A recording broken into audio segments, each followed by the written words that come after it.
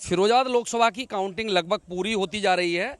कुछ एक दो विधानसभा की बात करें तो वहाँ अभी जारी है, लेकिन टूंडला, सिकोहाबाद, सिरसागंज, जसराना लगभग इनकी काउंटिंग पूरी हो गई है।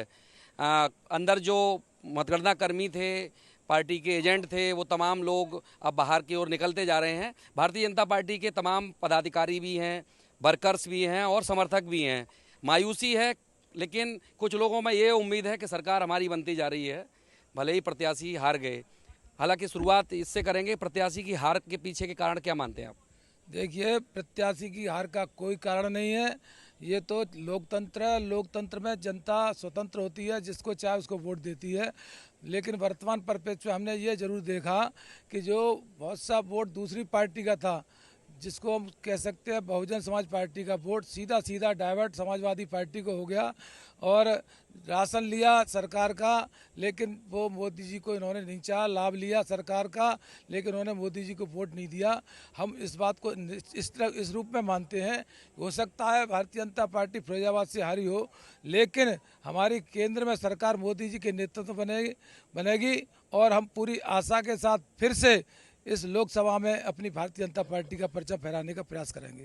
क्या लग रहा है, जिन जातिगत आंकड़े जो बिठाए थे अभी तक फिरोजाबाद लोकसभा को लेके, वो पूरे क्यों नहीं हो पाए? इसके पीछे क्या लग रहा है कि वोट काटने की स्थिति रही, या प्रलोभन की स्थिति रही, या भाजपा से लोग नाराज थे इस वजह से? नहीं, नाराजगी की शब्द का तो बिल्कुल ही कहीं आकलन है ही नहीं। पूरी तरह से चुनाव प्रचार बहुत अच्छी तरह से हुआ। हमारे प्रत्याशी ने बहुत मेहनत की, लगन के साथ मेहनत की। हमारे कार्यकर्ताओं ने बड़ी एकजुटता के साथ मेहनत की। पार्टी का एक एक कार्यकर्ता प्रण प्राण से लगा रहा।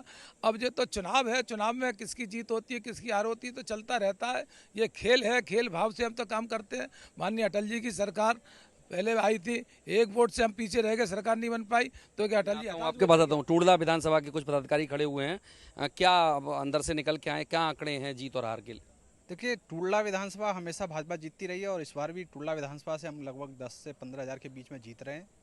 मूल कारण यही रहा कि जो नैरेटिव एक विपक्ष ने फैलाया था कि लोकतंत्र खतरे में है या संविधान खतरे में है, संविधान बदल देंगे, उस चूंकि भाजपा का उतना ही परसेंट वोट मिला जितना पहले मिला था, लगभग 4-5 लाख वोट हमें मिला, लेकिन जो बसपा का वोट था, जो उनके कमजोर प्रत्याशी होने के कारण और एक संविधान खतरे और लोकतंत्र खतरे होने की बात नैरेटिव में फंसकर समाजवादी पार्टी की तरफ चला गया, उसी के कारण हमारी हार हुई है।